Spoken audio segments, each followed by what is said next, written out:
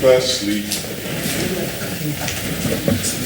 I want to make a statement, firstly, on the matter of public safety and security in the country. And in this regard, Mr. Speaker, I rise to provide a brief overview of the crime statistics for St. Kitts and Nevis. I want from the onset to commend the people of St. Kitts and Nevis and our security forces in particular for the appreciably high level of peace and tranquility that pervade our beautiful country of St. Kitts and Nevis. For the period January to October 13, 2020, the total reported crimes in the Federation stands at 781, which represents a significant decline of 27% when compared to the corresponding data for 2019. This reduction, I am advised by the Commissioner, comes against a backdrop of a significant decline of 404 crimes, or 27% reduction achieved in 2019 when compared to 2018. So in 2019, crime, major crimes in the country fell 27%. For 2020, over the comparative period up to October 2013, we are seeing a similar significant reduction. This, of course, must be good news for all lovers of St. Kitts and Nevis, as we are seeing a trend of declining crimes year on year. Our country then is safer thanks to the sound policy and hard work of our government, the security agencies, the judiciary, and of course the people of St. Kitts and Nevis.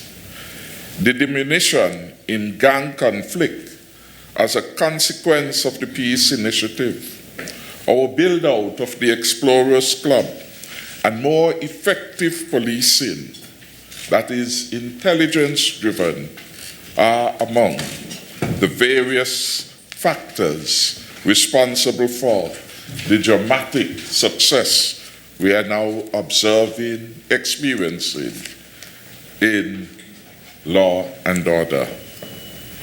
I want to give some highlights of these statistics. To date, the number of homicides stands at 7 for the year so far. This figure represents a 42% reduction when compared with the data for the same period last year. There was 11 homicides, or a 48% reduction in 2019 when compared to 2018. So we have, again, a consistent pattern over the last 3 years of less major crimes being observed in our country. Shooting with intent recorded only 1 incident so far for the year. There were 4 reported cases in 2018 and 2019, and this translates to a 75% reduction in that category for 2020.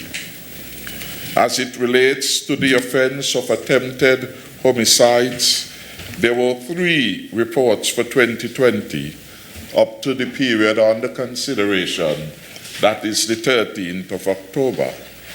This figure represents a reduction of 80% when compared with the same period last year.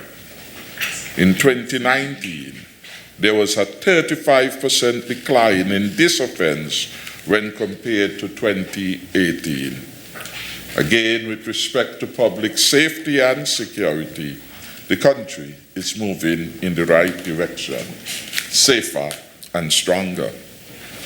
Serious wounding also recorded a decline in 2020 in comparison to 2019. This decline in 2020 has been put at 13%. The offense of robbery recorded a significant decline of 53% this year when compared to last year. There was a decline of 27% in 2019 when compared with 2018. Again, a consistent pattern of reduction in these major crimes. Sexual offenses also recorded a reduction of 20% when compared to the same comparative period of 2019. In 2019, the figure went up relative to 2018, so we are happy to have recognized a significant reduction in these dastardly crimes. The detection rates for the four major categories of crimes for 2020 are reported thus: homicide 57%, sexual crimes 73%, serious wounding 72%, robberies at 42%. The overall detection rate is 35%. In sum, Mr. Speaker, the scorecard on major crimes provides the hard evidence that we are making progress in law and order. And yet, we are the first to admit we still have a journey to go.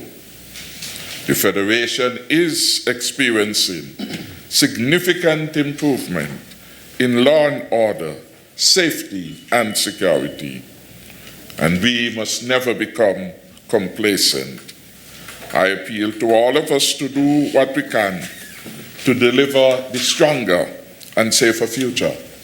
And I want to thank those at the front line of our crime-fighting efforts, our police, our defense force, and all other entities engaged in disrupting the commission of crimes and violent incidents in particular. I want to commend them. I want to commend also the parents who have allowed their young children to become part of the most dynamic youth organization set up in St. Kitts and Nevis in recent memory.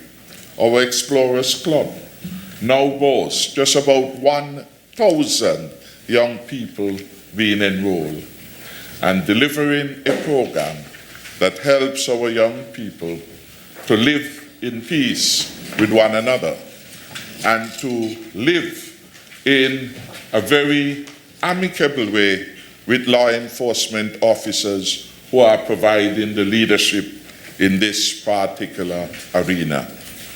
Equally, I commend those of our citizens who came forward very early to, as it were, conceptualize and to assist with the implementation of our peace initiative, which in a large way has been responsible for the disruption of the violence that we had hitherto seen, which largely had been intergangs.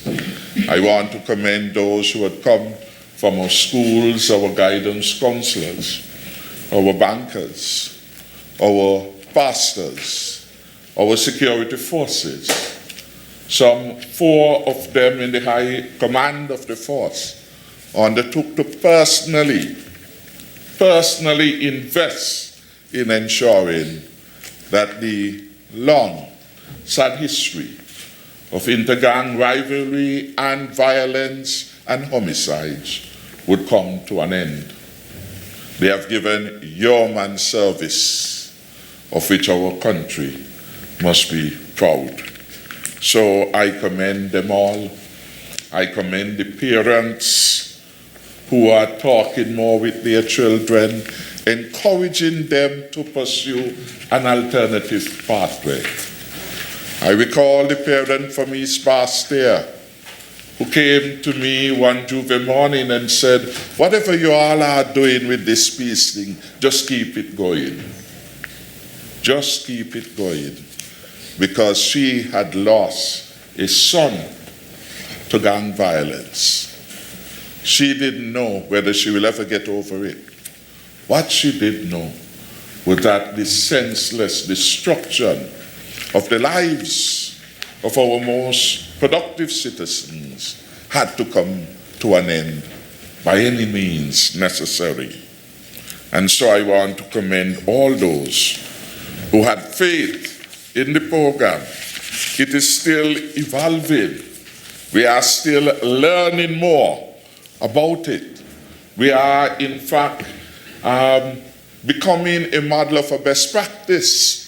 Our high commanders, being to Barbados, have participated in seminars organized by the British government as part of a regional effort to show alternative ways of dealing with the challenge of crime, and violent crime in particular, in our Caribbean region.